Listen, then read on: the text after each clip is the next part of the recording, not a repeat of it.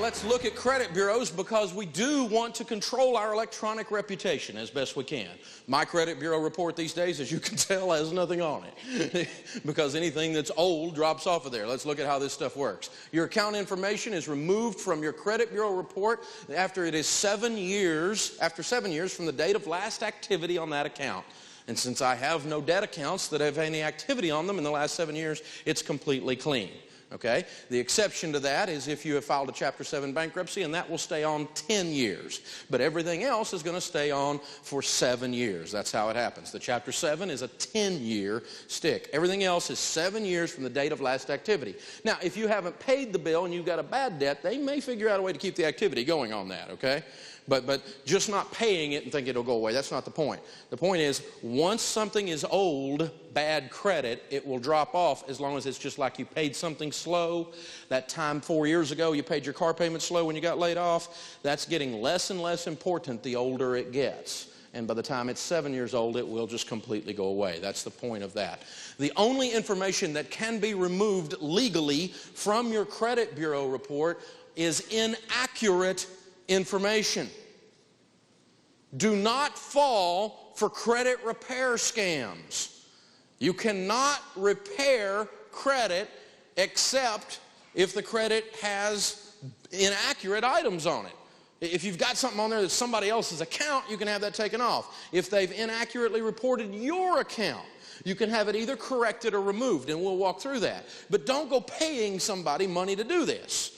But there are a lot of errors out there, so you need to know how to clean up inaccuracies. The Public Interest Research Group did a whole survey and a study of credit bureaus. They found 79% of credit reports contained some kind of mistake. That's a lot. And 25% of the bureau reports contained errors that were serious enough to keep you from getting a loan. Not like we're trying to get a loan, but pretty serious error, in other words. And 30% of the credit reports contained credit accounts that had been closed by the consumer, but had never been shown closed on the bureau. So you've got to look at that as well. These are vital pieces of information in a world that depends on databases. And this is your electronic reputation. 22% of the bureaus, about a fourth of them, had the mortgage on there or another loan on there twice. A duplicate. This affects you. It affects your car insurance. It affects other things as well. It affects your homeowner's insurance rates. So you've got to be managing your electronic reputation. So what do you do if you have an inaccuracy? Well, to start with, you need to check your credit report annually. You need to pull it annually. You can now pull it, according to federal law, free. The credit bureau has to give you a free report if you request it once a year. There are 3 of them: Experian, TransUnion, and Equifax. And so if you take one free one from each of those, you could get a free report every 4 months if you really wanted to be just like too much on top of this and didn't have a life. But I do recommend you pull something at least once a year and look at it, because identity theft is running rampant. There's all kinds of problems, and you don't want to wait until you're about to do something and then find out, because it takes a while to clean up a mess if there's a mess on there. Now, there are sample letters at the back of this lesson, and here's what you do if you find an error. You look on your bureau and you say, oh, that says I paid that Visa bill late. I did not pay that late. And I have proof in my file that I didn't pay it late. That is an inaccurate item, okay? And when you're looking at that, you say, okay, I'm going to send them a letter. Now, according to the Federal Fair Credit Reporting Act of 1977, recently updated, they have 30 days once you notify them that the item is inaccurate to correct the inaccuracy or completely remove the entire item. That's how that works. And so you've got to work through that process. We'll cover that in a few minutes. Dave, I know lots of people with bad credit who are much older than I am. And I was just wondering, when's a good time to start checking my credit report? Ooh, Kevin, that's a good one. Very good. Well, credit reports should be checked early and often. You ought to pull your credit report once a year once you're 18 years old. If you're 18 years old or older, or even before that, if you suspect somebody's monkeying around with your identity. Identity theft is a big problem. It's the fastest growing white-collar crime in North America today. So pulling a copy of your credit bureau report, you can do it for free once a year, and all you have to have is your Social Security number to do it. And it's not a bad exercise just to kind of start learning how it works at any age to pull it. But just from a when should you, certainly when you're 18 years old, and from then on pull it at least once a year. And that's not as much to be concerned about whether I'm building my credit, because I'm going to teach you to avoid debt. So I don't really care if you have a big credit or not. It doesn't matter to me because I don't want you borrowing money. And so we're not trying to build our credit. That's a myth that we talk about avoiding. But you do want to check it to make sure somebody's not monkeying around with your identity and something hasn't popped on there.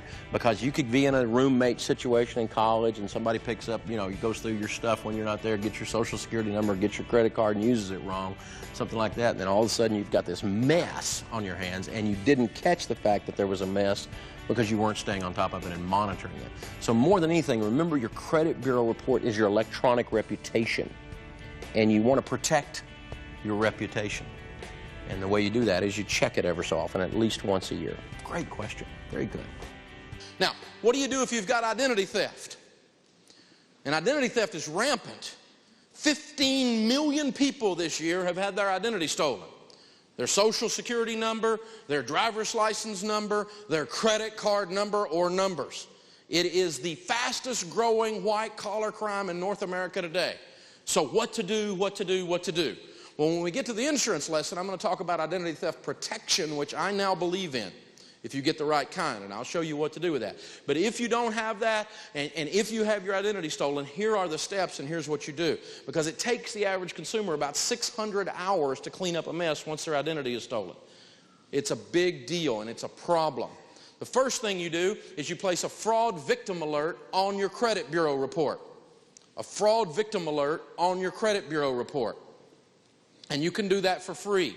You can simply go online and just report the fraud victim situation. Danger, danger, don't anybody else pick up an account off of this name. Now, if you go ahead and do the next step, which you should do, is get a police report.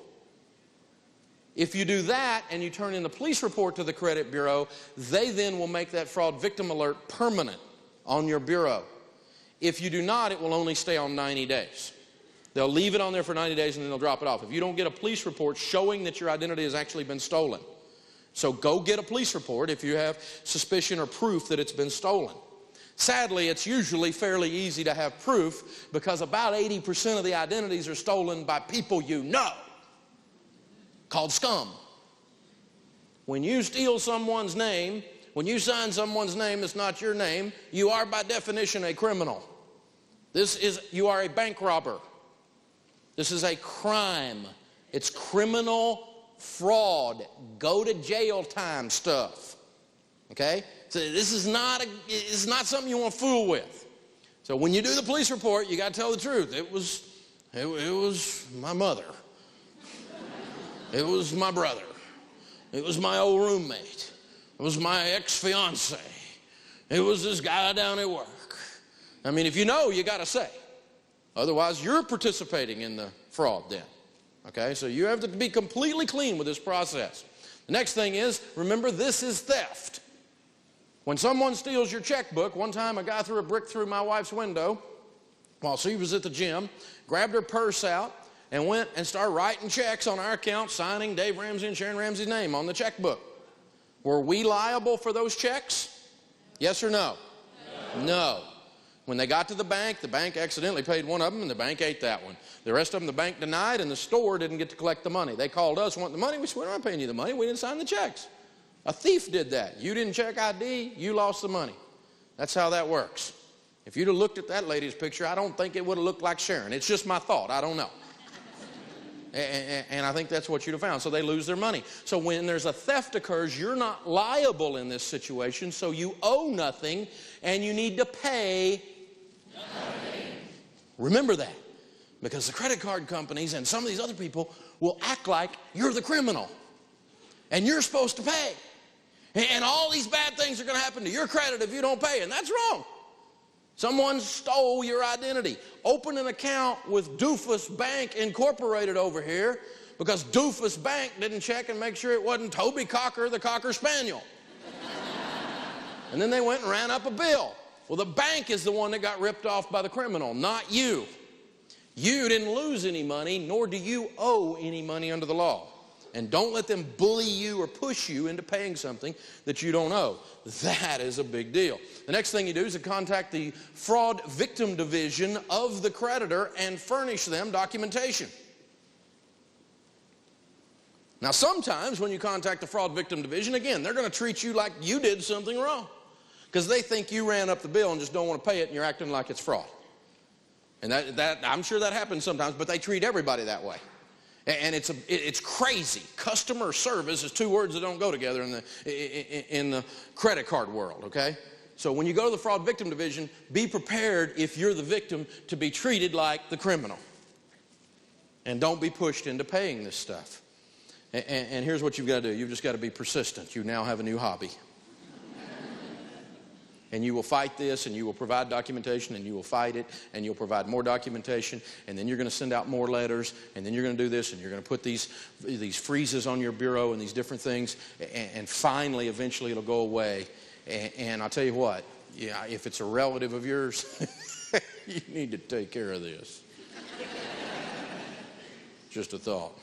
Now, correcting a credit report inaccuracy, like we were talking about a while ago, the 1977 Federal Fair Credit Reporting Act requires the credit bureau to remove any and all accuracies within 30 days of notification. So we notify them. We notify them with a letter. The sample letter is here in the lesson, and it just says, this item is inaccurate according to the Federal Fair Credit Reporting Act. You have 30 days to fix this item or remove it. You do not have to identify what's wrong with it. You just have to say, this item's inaccurate. Then they go to Visa, they go to the bank, they go to American Express or whoever it is, and American Express doesn't answer, they have to take the whole thing off. Now, if the lender or the creditor answers and says, oh, yes, it is accurate, your beef is now not with the credit bureau. Your beef is with the person reporting to the credit bureau inaccurately, and you got to go to them and dig this weed out by the root. But you can get it taken off because about most of the time when you dispute an item, that lender will never get around to answering the dispute within 30 days, and it'll be cleansed off. It may pop back on there later when they download some databases again. But at least you got it off for that period of time, and if it keeps popping back on there, then go to the source and dig it out.